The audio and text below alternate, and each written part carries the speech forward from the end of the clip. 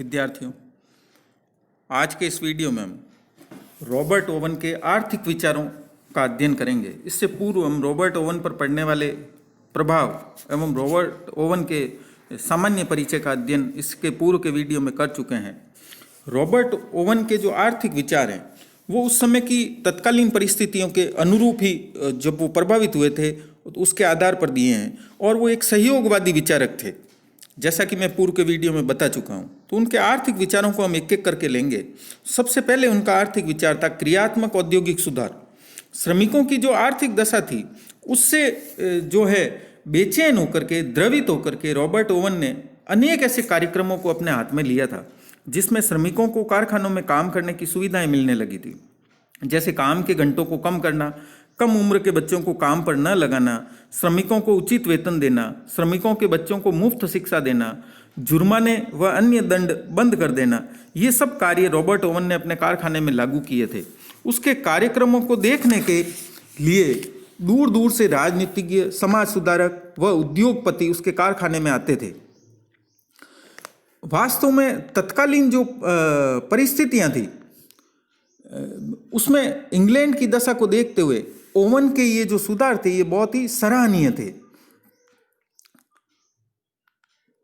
Oven के जो सभी साथी थे या जो उसके उद्योगपति साथी थे वो उनके इन कार्यक्रमों से खुश नहीं थे। उनका ये कहना था कि उनके इन कार्यक्रमों से मजदूरों की दशा तो सुधरने से रही, हाँ उनकी आदतें अवश्य बिगड़ सकती है। आलोचक तो यहाँ तक कहते थे कि इन कार्यक्रमों से न तो मजदूरों का हित होगा और न ही मिल मालिकों का। आलोचकों की यह धारणा मिथ्या थी। ओवेन के अनेक सुधारों को अपने कारखाने में लागू करके ये दिखा दिया था कि बुरी दशाओं की अपेक्षा सुधरी दशा में अधिक लाभ अर्जित किया जा सकता है। आलोचकों को उत्तर देते हुए ओवन ने स्वयं कहा था कि जिस प्रकार ठीक संभाल कर रखी गई मशीन एक उपेक्षित मशीन की अपेक्षा अधिक उत्पादन कर सकती है, उसी प्रकार से मानव मशीनों का भी उचित ध्यान देने से वे अधिक कार्यकुशलता से कार्य कर सकेंगे। तो इस प्रकार से ओवेन एक सुधारक ही नहीं बल्कि एक अच्छा व्यवस्थापक भी था। उसकी हमेशा यही इच्छा रहती थी कि अन्य उद्योगपति उसका अनुकरण करें ताकि सभी कारखानों में काम करने वाले श्रमिकों की दशाएं सुधारी जा सके। अनेक प्रयत्नों के बाद भी किसी उद्योगपति ने उसके कार्यों का अनुकरण नहीं किया। अंत में उसने सरकार से अपील की कि सरकार स्वयं कानून बनाकर कारखाना प्रणाली के दोषों को दूर करे, परंतु उस समय की सरकार ओवेन के बनाए मार्ग पर नहीं चल रही थी। दूसरा उसने दिया वातावरण के महत्व का सिद्धांत। ओवेन का विचार था कि वातावरण को परिवर्तित करके व्यक्ति को बदला जा सकता है। इस प्रकार से हम ओवेन को समाजशास्त्र के उस सिद्धांत का जन्मदाता कह सकते हैं जिसमें परिवेश व्यक्ति के निर्माण का प्रधान कारण माना जाता है। उसने व्यक्ति के चरित्र निर्माण पर विशेष ध्यान दिया और उसका विचार था कि वर्तमान पूंजीवादी व्यवस्था में व्यक्ति को चरित्रवान बनाना बड़ा ही कठिन कार्य है। ओवेन के अनुसार व्यक्ति का जन्म से न तो अच्छा होता है और न ही बुरा होता है, परंतु उसकी अच्छाई और बुराई वातावरण से ही प्रभावित होती है।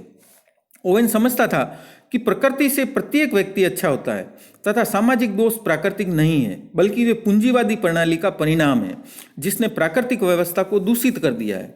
उसका यह निश्चित रूप से मत था कि सामाजिक वातावरण को बदल करके मनुष्य को बदला जा सकता है। अपने ग्रंथ a new view of society 1813 में जो उसने लिखा था उसमें लिखा था कि मजदूरों की बुरी आदतें छुड़ाने के लिए वे परिस्थितियां दूर करनी पड़ेगी जिनके कारण उनकी ये आदतें पड़ी है।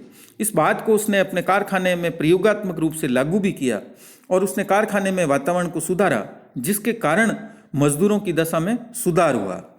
उनका ऐसा मानना था कि व्यक्ति की प्रगति में निजी संपत्ति, धर्म और विवाह की समस्या ये तीन बड़ी बाधाएं हैं, इसलिए उन्हें दूर किया जाना चाहिए। ये बातें तभी दूर हो सकती है जबकि वातावरण को बदला जाए। तो यहाँ पर वह पूर्णतया समाजवादी विचारक लगता है। उसके आर्थिक विचार कम और समाजवादी विचारक ज़्यादा लगते हैं। फिर उसने नई बस्तियों को बसाने का प्रयोग भी किया जिसे हम दूसरे शब्दों में साम्यवादी बस्तियां भी कह सकते हैं। ओवेन ने इस दिशा में आर्थिक क्रांति का मार्ग अपनाया था। उसने जो भी विचार दिए उनको व्यवहार में उतारने का प्रयास किया। उसका विश्वास था कि मनुष्य वातावरण की उपज है।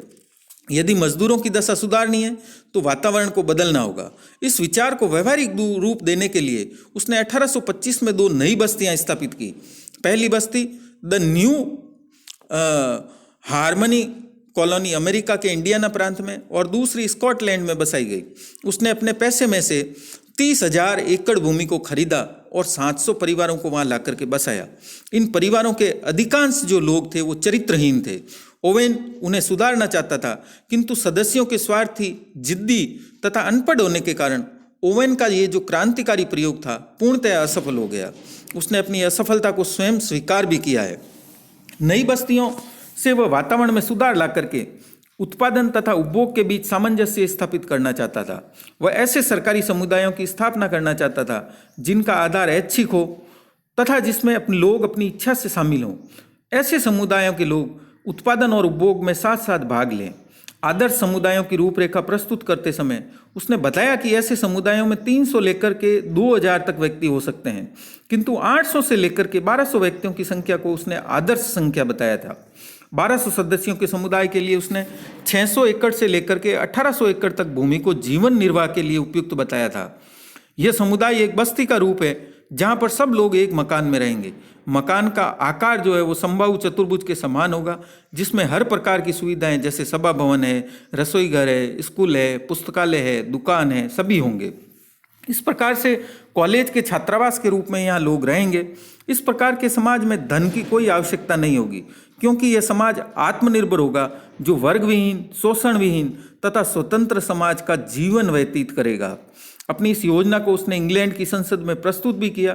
संसद ने उस योजना पर अमल करने से पूर्व एक जांच समिति भी नियुक्त की जिसमें रिकार्डो सदस्य था, परंतु 1823 में ओवेन की इस योजना को अस्वीकार कर दिया गया।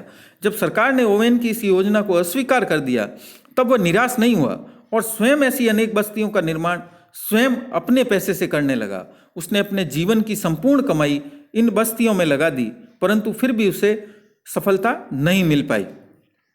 ऐसी बस्तियों की कल्पना ओवेन के अतिरिक्त प्लेटो, थॉमस मूर तथा रूसो आदि ने भी की थी। फिर उसने जो है रॉबर्ट ओवेन ने वातावरण को बदलने के लिए लाभ की जो है वो समाप्त कर देना चाहता था। वो लाभ को एक पाप मानता था और उसने लिखा है कि लाभ वह वर्जित फल है जिसे खाकर आदमी का स्वर्ग से पतन हुआ था। उसके अनुसार लाभ श्रमिकों के शोषण का प्रतिफल है।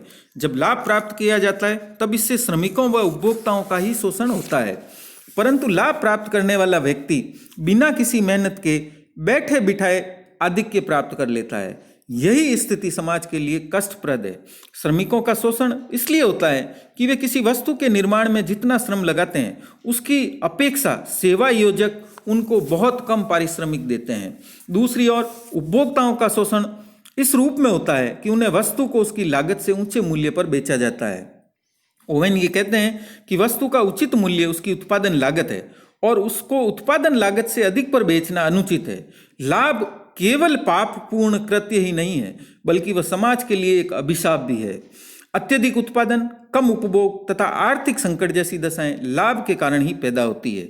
लाभ भावना के कारण श्रमिक अपने हाथों से बनाई गई वस्तुओं को स्वयं खरीद नहीं पाते हैं। ज्यों ही वे वस्तुओं का निर्माण करते हैं वैसे ही सेवा योजक उन वस्तुओं को ऊंचे मूल्यों पर किसी धनी व्यक्ति के हाथों में बेच देते हैं और श्रमिक उपभोग करने से वंचित रह जाता है। ओवेन हमेशा इस खोज में लगा रहा जिससे लाभ को समाप्त हो जाए और बिना लाभ के अर्थव्यवस्था का संचालन भी होता रहे। वह इस बात को नहीं मानता है कि लाभ समाप्त करने के लिए पूर्ण प्रतियोगिता को जो है अपनाया जाना चाहिए। जैसा कि हम जानते हैं कि प्रतिष्ठित अर्थशास्त्री इस बात पर अधिक जोर देते थे कि प्रतियोगिता के द्वारा दीर्घकाल में वस्तु का मूल्य उत्पादन लागत के बराबर हो जाता है। लेकिन ओवेन पूंजीवादी व्यवस्था की मनोवर्ती सस्ता खरीदो महंगा बेचो को मानता था। इसलिए यह विचार स्वार्थपूर्ण तो है ही, साथ ही ये सब बुराइयों की जड़ भी है। उल्लेखनीय है कि लाभ को समाप्त करने के संबंध में एक्विनास ने जो विचार दिए लगभग वही विचार ओवेन ने भी दिए हैं। ओवेन लाभ को समाप्त करने के लिए प्रचलित मुद्रा पद्धति को भी समाप्त करना चाहता था, क्योंकि मुद्रा ही लाभ का माध्यम माना जाता है। वह मुद्रा के स्थान पर श्रम नोटों को चलाना चाहता था, क्योंकि श्रम ही समस्त मूल्य का अंतिम स्रोत है। साम्यवाद की स्थापना के बाद रूस में भी श्रम नोटों का चलन हुआ था, परंतु उसे सफलता नहीं मिल पाई। जहाँ तक ओवेन के इस प्रयोग का संबंध है उसमें भी सफलता नहीं मिली। फिर भी उसका यह महत्वपूर्ण प्रयोग साम्यवादी व्यवस्था के लिए एक नया रास्ता खोल गया था। फिर नेक्स्ट उसने श्रम पत्र की स्थापना की। ओवेन का ऐसा विचार था कि लाभ की जड़ में मुद्रा होती है। यदि लाभ को समाप्त करना है तो इसके लिए आवश्यक है कि मुद्रा को ही समाप्त कर दिया जाए। इस उद्देश्य की पूर्ति के लिए उसने 1832 में लंदन में राष्ट्रीय समान श्रम बाजार की स्थापना की थी। ओवेन ने स्मिथ एवं रिकार्डो की इस बात का पूरा समर्थन किया कि दो वस्तुओं के बीच विनिमय की दर उसके निर्माण में लगे श्रम अनुपात के बराबर होनी चाहिए। वह अपने विचारों को व्यवहारिक बनाने के लिए मुद्रा के स्थान पर श्रम पत्र लेबर नोट्स का चलन करना चाहता था। उसका यह प्रयास से सभी प्रयासों से महत्वपूर्ण था। हम इससे पूर्व प्रकृतिवाद के अंतर्गत धन के वितरण में मिराबू के एक कथन का उल्लेख कर चुके हैं कि जब से संसार प्रारंभ हुआ है तब से 3 महत्वपूर्ण आविष्कार ऐसे हुए हैं जिन्होंने राजनीतिक व्यवस्था को स्थायित्व प्रदान किया है। इनमें से पहला आविष्कार है लेखन कला, दूसरा आविष्कार है द्रव्य यानी मुद्रा, और तीसरा आविष्कार है आर्थिक सारणी। यह हमारे युग का एक महान आविष्कार है जिसका सुफल हमारी संतान भोगेगी। मेरे विचार से क्वेने की आर्थिक सारणी की अपेक्षा ओवेन का जो श्रम पत्र संबंधी विचार है वो उक्त आविष्कारों की प्रथम पंक्ति में रखा जा सकता है। दुर्भाग्य तो यह है कि उसके इस प्रयोग को बाद के विद्वानों ने महत्व ही नहीं दिया। यदि इस दिशा में सफलता प्राप्त कर ली जाती तो आज दुनिया की अर्थव्यवस्था का स्वरूप ही बदल जाता। 1832 में स्थापित राष्ट्रीय समान श्रम बाजार की अनेक शाखाएं खोली गई। प्रारंभ में इसमें 840 सदस्य थे जो अपनी निर्मित वस्तुओं को इस भंडार में लाते थे और वस्तुओं के बदले में उन्हें श्रम पत्र दे दिए जाते थे। ये नोट उनकी श्रम की लागत के बराबर मूल्य के होते थे तथा इन नोटों से वे लोग उस भंडार से उतनी लागत की वस्तुओं को क्रय कर सकते थे। सहकारिता के क्षेत्र में ओवेन का ये महत्वपूर्ण योगदान था। इस प्रकार की व्यवस्था का प्रमुख उद्देश्य ये था कि विनिमय के जो कार्य हैं उनमें मध्यस्थों और लाभ दोनों को ही समाप्त कर दिया जाए। ओवेन का ये जो प्रयोग है वो अन्य प्रयोगों की तरह ही असफल हो गया। इस प्रयोग को असफल बनाने का श्रेय भी उन्हीं सदस्यों को जाता है जो इस व्यवस्था में शामिल थे। पहले तो सदस्यों ने ईमानदारी से कार्य किया, है ना। वे जिस वस्तु को भंडार में लाते थे उस वस्तु पर वास्तविक श्रम घंटों की लागत को अंकित किया गया और उसके बदले में श्रम पत्र प्राप्त कर लिए गए।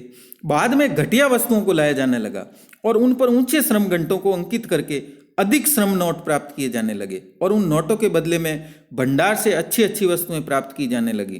कालांतर में भंडार में घटिया वस्तुएं रह गई जिनको कोई भी व्यक्ति नहीं ले जाना चाहता था, तो श्रम पत्रों की चोर बाजारी की जाने लगी और अंत में लेबर एक्सचेंज को हमें बंद कर देना पड़ा। नेक्स्ट उसके विचार हैं व्यक्तिगत संपत्ति के संबंध में। ओवेन व्यक्तिगत संपत्ति के उन्मूलन की भी बात करता है। उसने इस व्यवस्था को लागू करने के लिए अपनी संपूर्ण संपत्ति को समाजवादी प्रयोगों में लगा दिया। आज वर्तमान समय के समाजवादी कहे जाने वाले लोगों की करनी और कथनी में अंतर देख करके हमें हंसी आती है। मंच पर समाजवाद का नारा दिया जाता है परंतु व्यवहार में श्रम का शोषण जारी रहता है। वास्तव में व्यक्तिगत संपत्ति का लाभ विश्व में विनाश के बीज बो रहा है। व्यक्तिगत संपत्ति अपराधों, अन्यायों तथा बुराइयों को जन्म दे देती है।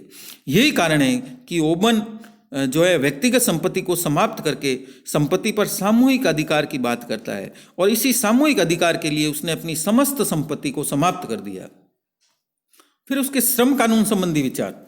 30 वर्ष की उम्र में ओवेन न्यू लैंडार्क मिल का जब संचालक व सहयोगी स्वामी बन गया था तभी उसने श्रमिकों की दयनीय दशा से प्रभावित होकर के उनकी दशा को सुधारने के लिए अनेक कार्यक्रम किए, जिसमें श्रमिकों से प्रतिदिन 17 घंटा काम लिया जाता था, जिसे उसने घटा करके 10 घंटा प्रतिदिन कर दिया। 10 वर्ष से कम उम्र के बच्चों को काम पर नहीं लगाया जाता था। अब तक श्रमिकों पर जो दंड व जुर्माने आदि किए जाते थे उन्हें उसने समाप्त कर दिया। श्रमिकों के बच्चों के लिए उन्होंने निःशुल्क शिक्षा का प्रबंध किया। श्रमिकों के लिए स्वच्छ आवास गृहों व सस्ती उपभोग वस्तुओं की व्यवस्था की। श्रमिकों के लिए उपयुक्त वेतन व्यवस्था का भी प्रबंध किया जाने लगा। तो इस प्रकार से ओवेन के अनुसार श्रमिकों को सुविधाएं देकर के उत्पादन को बढ़ाया जा सकता है और वास्तव में ओवेन के संबंध में ऐसा ही हुआ। उसने जितनी सुविधाएं दी उतना ही उसका उत्पादन बढ़ा और वो ज़्यादा जो है उपयुक्त काम कर सकता। अब हम रॉबर्ट ओवेन के मूल्यांकन को लेते हैं। ओवेन का जीवन जो है वो असफलताओं से भरपूर था। उसने जो भी प्रयोग किए वो असफल हुए, परंतु उस समय की आर्थिक परिस्थितियों में उसका जो प्रभाव है वो किसी भी अर्थ में कम नहीं हो जाता है। आज भी उसके जो विचार हैं उनका प्रभाव देखा जा सकता है। जैसे उसने कारखाना प्रणाली का सुधार किया। वो प्रथम व्यक्ति था जिसने इस प्रकार का काम किया। 1819 में पहला श्रम संनियम बना, जिसके अनुसार बच्चों के कार्य कर लेने पर रोक लगाई गई। 1833 में श्रम नियम द्वारा कार्य के घंटे नियत किए गए। इन नियमों के बन जाने के बाद अनेक देशों में श्रम सुधार के कार्यक्रमों को अपनाया जाने लगा। तो यही कारण है कि ओवन को श्रम संनियमों का जन्मदाता कहा जाता है। दूसरा, पूंजीवाद का विरोधी। फ्रांस में सिस्मंडी और इंग्लैंड में ओवन दो प्रथम ऐसे व्यक्ति थे जिन्होंने पूंजीवाद की बुराइयों की ओर लोगों का ध्यान आकर्षित किया। ओवेन सामूहिक बस्तियों की स्थापना से पूंजीवाद व्यवस्था से उत्पन्न बुराइयों का अंत करना चाहता था और उसने इसके लिए अनेक प्रयोग किए, परंतु वह इन प्रयोगों में सफल नहीं हो सका। यहाँ उसकी योजना की सफलता अथवा असफलता का महत्व नहीं है, बल्कि इस बात का महत्व है कि उसने सामाजिक समस्या के प्रति लोगों में चेतना उत्पन्न कर दी, जिसका प्रमाण हमें बाद में अंग्रेज विद्वानों के लेखों में देखने को मिलता है। व्यक्ति पर वातावरण का महत्वपूर्ण प्रभाव पड़ता है। ये विचार देकर के ओवेन ने रोग निदान शास्त्र, साइंस ऑफ एटियोलॉजी को जन्म दे दिया। आर्थिक क्षेत्र में इस विचार का महत्वपूर्ण स्थान है। वास्तव में एक श्रमिक को उसकी योग्यता तथा उसकी आवश्यकता के अनुसार वेतन दिया जाना चाहिए। साम्यवादी विचार का यह प्रारंभिक बिंदु है। तो वास्तव में व्यक्ति को कम से कम इतना अवश्य मिलना चाहिए जिससे वह अपना जीवन यापन कर सके। फिर उसने लाभ के उन्मूलन के संबंध में विचार दिए। लाभ को उसने सब बुराइयों की जड़ माना। उसने मध्यस्थों को समाप्त करके उपभोक्ताओं एवं उत्पादकों एवं उपभोक्ताओं को एक साथ मिलाने का प्रयास किया, जिसके लिए उसने सामूहिक बस्तियों का प्रयोग किया, है ना। उसके ये जो विचार थे वो समाजवाद की दिशा में एक महत्वपूर्ण स्थान रखते हैं। बाद के जो समाजवादी विचारक हुए हैं वो उनके इस विचारों से काफ़ी प्रभावित हुए थे। श्रम मूल्य के सिद्धांत के विचार जो ओवेन ने दिए, उसमें ओवेन ने श्रम विनिमय संगठनों में रिकार्डो के श्रम मूल्य सिद्धांत को अपनाया था। बाद में उसके इस विचार को थॉमसन ने अपनी पुस्तक principle of distribution of wealth में आधिक्य मूल्य, सरप्लस वैल्यू के रूप में विकसित किया और उन्होंने बताया कि यह मूल्य श्रम के शोषण का मापक है। थॉमसन के विचारों से कार्ल मार्क्स बहुत ही ज़्यादा प्रभावित हुए थे और उसने आधिक्य मूल्य के सिद्धांत को पूंजीवाद के विरुद्ध आक्रमण का प्रमुख हथियार बनाया था। इस प्रकार से हम कह सकते हैं कि कार्ल मार्क्स प्रत्यक्ष रूप से नहीं लेकिन अप्रत्यक्ष रूप से रॉबर्ट ओवन से अवश्य ही प्रभावित थे। फिर रॉबर्ट ओवन को साम्यवाद का जनक माना जाता है। इनको फादर ऑफ ब्रिटिश सोशलिज्म भी कह सकते हैं, क्योंकि वह पहला अर्थशास्त्री था जिसने अपनी पुस्तक व्हाट इज सोशलिज्म में समाजवाद शब्द का प्रयोग किया था। इस प्रकार उसने इस शब्द को अत्यधिक लोकप्रिय बनाया। ओवेन ने कार्ल मार्क्स की तरह वर्ग संघर्ष को महत्व नहीं दिया, परंतु उसने समाजवाद में समझौतापूर्ण समन्वय को महत्व दिया, जो आज तक ब्रिटिश समाजवाद की विशेषता का अंग बना हुआ है। नेक्स्ट, रॉबर्ट ओवन ने लाभ को समाप्त करने के लिए सहकारिता की भावना को महत्व दिया। इस उद्देश्य की पूर्ति के लिए उसने इंग्लैंड में सहकारिता भंडार भी खोले। भले ही उसको इस काम में सफलता नहीं मिल पाई, परंतु बाद में उसके विचारों को अनेक देशों द्वारा अपनाया गया। विश्व के प्रथम सहकारी उपभोक्ता भंडार की स्थापना करने वाले 6 व्यक्ति ओवेन के ही शिष्य थे। उनमें से 2 तो उस समिति के सर्वसर्वा थे। यही कारण है कि रॉबर्ट ओवन को सहकारी आंदोलन का जन्मदाता कहा जाता है। तो इस प्रकार से रॉबर्ट ओवन के मूल्यांकन एवं उनके आर्थिक विचारों के पश्चात अब हम ये कह सकते हैं कि ओवन के जीवन काल में ही उसके अनेक शिष्य बन गए थे, परंतु उनको अपने प्रयोगों में सफलता नहीं मिल पाई, जिसके कारण इनका प्रभाव बहुत ही कम हो गया। परंतु बाद में सहकारिता का जो आंदोलन व्यापक रूप से देश और विदेशों में फैला था, वो रॉबर्ट ओवन की ही देन था।